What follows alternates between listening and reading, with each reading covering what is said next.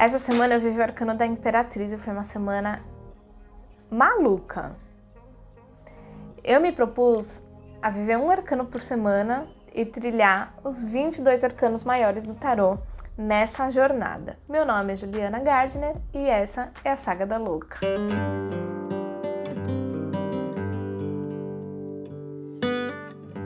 Se você chegou agora e não tá entendendo o que eu tô falando, eu te convido a assistir o episódio piloto desse canal. Então eu vou deixar o link aqui em um desses cantos da tela, você clica lá e assiste a proposta desse conteúdo, dessa saga aqui no canal do YouTube. E você já sabe o que fazer para apoiar um canal pequeno nesse espaço. Então curte aqui, dá seu joinha, comenta, dê sugestões, compartilha, se inscreve e ativa as notificações para acompanhar semana a semana essa jornada por todos os arcanos do tarô. Bom, essa semana eu vivi o arcano da Imperatriz e antes de falar sobre a minha semana a gente vai explicar toda a simbologia dessa carta, né? Como de praxe, o vídeo vai ser dividido em 3 partes, onde eu vou começar falando da carta, depois eu vou falar da minha semana e a gente transita finalmente para o próximo arcano.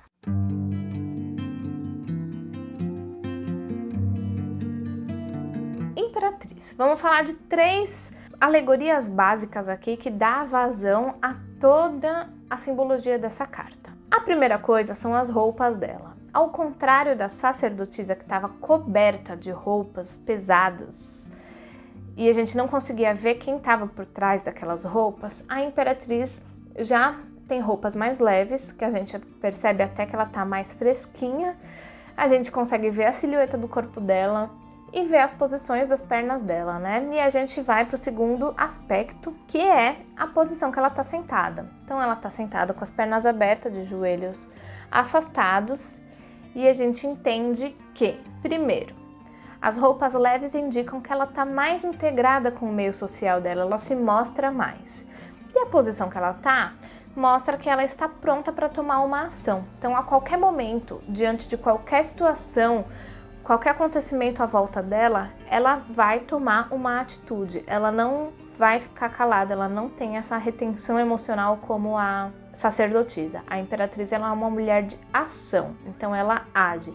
A gente já entende aqui que é uma carta mais dinâmica e mais ativa do que a sacerdotisa. Enquanto a sacerdotisa estava lá escondida debaixo de todas as roupas dela, no universo mental e espiritual dela, a Imperatriz, ela rege o universo mental material, então ela é força realizadora, ela tem essa potência criativa. A Imperatriz, ela é uma carta de realização e de ação. A Imperatriz sendo o terceiro arcano, a gente entende que o mago é a carta 1, o uno, o início de tudo. E a sacerdotisa, ela vem contrapondo tudo que o mago representa. Então, tudo que o mago é, a sacerdotisa não é. Tudo que a sacerdotisa é, o mago não é. Então, a sacerdotisa, ela traz a dualidade. E a Imperatriz, como número 3, ela vem trazendo o equilíbrio entre os 2 primeiros arcanos. Então, ela tem essa força também equilibradora. Ela é a ação do mago e a reflexão da sacerdotisa. E o terceiro aspecto que a gente avalia nessa carta é a ação que o personagem toma. Aqui a gente vê que a Imperatriz descansa um cetro no ombro e no outro braço ela abraça um escudo que tem uma águia estampada nele. Então o cetro é o símbolo do poder. Então ela tem o poder de governança, mas descansa nos ombros. Enquanto no outro braço ela acolhe esse símbolo de proteção. Ao mesmo tempo que ela tem a voz de comando, ela tem o poder de acolhimento. Ela é uma figura diplomática. Ela sabe a hora certa de usar o controle, o poder que ela tem, mas ela prefere acolher antes de dar a voz de comando. Ela tem esse aspecto equilibrador, de governança, mas ela sabe a hora certa de agir em cada determinada maneira. E quando a gente vê ela acolhendo um escudo que tem um brasão, que é uma águia, a gente fala muito de uma proteção, de uma transcendência espiritual e um acolhimento. São vários símbolos soltos, mas que a gente entende aí reunindo eles que ela é uma guardiã da linhagem dela. Então ela protege o próprio povo, o próprio clã, a própria família, como? Gerando herdeiros. É assim que ela garante a existência da sua família, da sua linhagem, do próprio sangue nessa terra. E aí eu vou abrir um parênteses interessante, que assim, o tarô de Marselha, ele é um tarô clássico, que ele é um dos mais próximos ao primeiro tarô, o tarô mais original do mundo. E a gente vê a imperatriz aqui sentada no trono, com esse poder de governança, com essa voz de comando. Só que ela ainda é representada como uma geradora de herdeiros. Então ali naquela época, na Idade Média, a mulher, mesmo sendo a imperatriz, a rainha, a esposa do imperador, ela tinha o papel principal de gerar frutos. E aí os tarôs modernos, eu prometi que eu ia trazer esse arcano aqui hoje. Os tarôs modernos, eles já ilustram a imperatriz de formas mais atualizadas. E essa carta aqui é o meu deck preferido. E ela é magnífica, porque a gente tira a imperatriz desse papel de esposa do imperador, de garantir a existência da linhagem, da família, e a gente coloca a imperatriz como mãe Gaia, como uma geradora de frutos que alimenta. E ela segura um bebezinho aqui na mão e a gente vê que é a mãe Gaia de um bebezinho espiritual ali. A gente fala do poder do útero, porque é a partir do útero que a gente garante a existência do ser humano no planeta Terra. Então aqui a imperatriz, ela transcende o trono de um reino. Ela é a própria Gaia. Então ela é a árvore aqui que gera os frutos, que alimenta os filhos. E é muito interessante a gente transcender, mais uma vez essa palavra, apenas os aspectos que a gente vê ali no tarô clássico. Claro que esse tarô é um tarô neutro, ele vai trazer uma simbologia mais completa, independente da leitura que você estiver fazendo, mas os tarôs mais modernos, eles já têm uma visão mais atualizada das coisas, né? Se você quer que eu traga outros tarôs, além do tarô de Marselha nesse canal, comenta aqui embaixo e aproveita para engajar a página. E eu tenho outros decks que eu posso comentar e a gente fazer um paralelo entre os aspectos das cartas, que é muito interessante quando a gente começa a colocar uma carta do lado da outra. Até aqui a gente entendeu que a imperatriz, ela tem essa força realizadora, ela gera frutos, ela gera herdeiros, ela tem o poder de governança, tem essa voz de comando, mas ela é diplomática.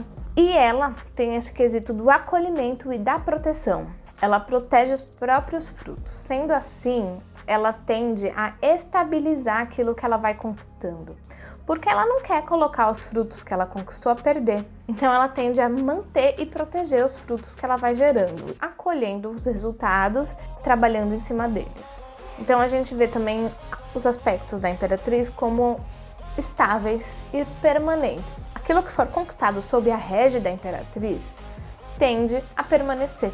A imperatriz é uma das poucas cartas do tarô que indica sucesso absoluto, porque ela tem voz de comando, tem potência criativa, tem força realizadora, diplomacia, ela é coerente com os planos e as ações dela e ela mantém todos os resultados que ela conquista, que ela alcança. Portanto, imperatriz é indicação de progresso. Resumindo a força da imperatriz, note e anote. A imperatriz, ela é mais integrada com o social, ela toma uma atitude sempre que for necessário, ela se impõe, é diplomática, ela acolhe, tem poder de governança, age na hora certa, guarda a sua linhagem, gerando seus herdeiros e protegendo os seus frutos. Ela traz estabilidade e permanência às realizações e indica sucesso naquilo que ela se propõe.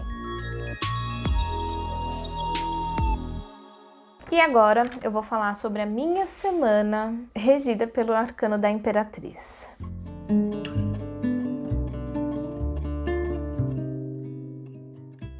Se você ainda não sabe, eu vou contar que eu tenho um bebê de quase 8 meses.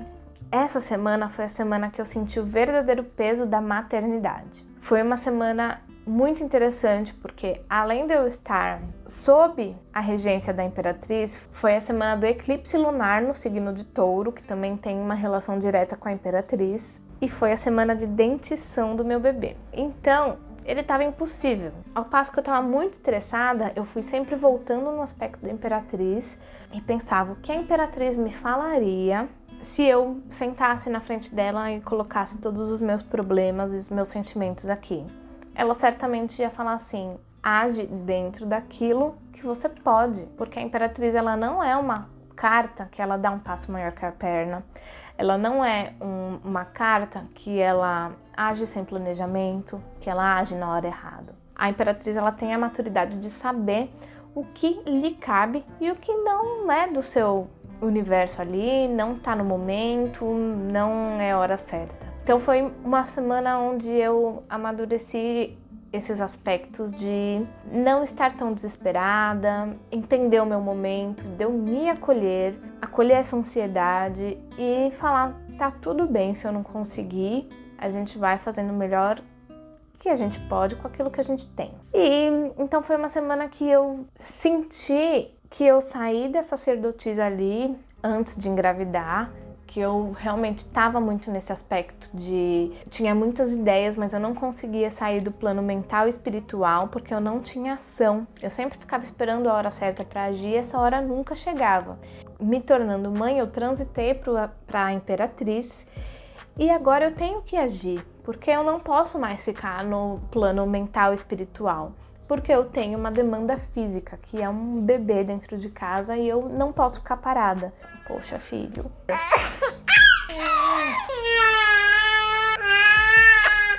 Peraí. Voltei agora com a demanda do baby administrada.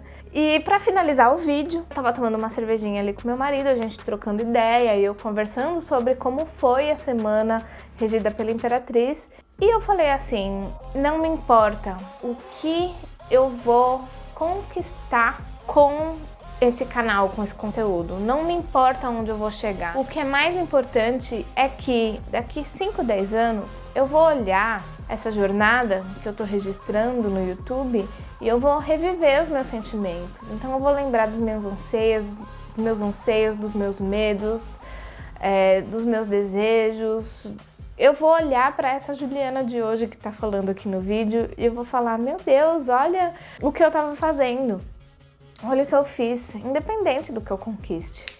Então essa é a Imperatriz, sabe? A Imperatriz ela não tá preocupada com o status que ela vai alcançar, com os frutos que ela gera hoje. Ela tá preocupada com a criação, com a obra, não com os frutos da obra. Então, para finalizar essa semana da Imperatriz, eu tive esses insights e me trouxe essa autoconfiança de continuar fazendo isso, porque eu pensei muitas vezes em parar, por conta da sobrecarga.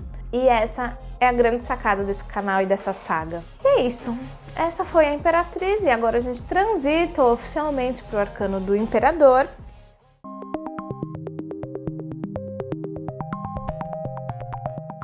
E agora a gente já pode, inclusive, identificar alguns pontos em comum nessa carta com a Imperatriz. Ele tem um cetro na mão, só que o cetro está em ação e o brasão, o escudo com a águia, tá nos pés, que seria o brasão do império dele. Então, a gente vê uma posição hierárquica. Ele é autoridade e ele faz uso da voz de comando dele.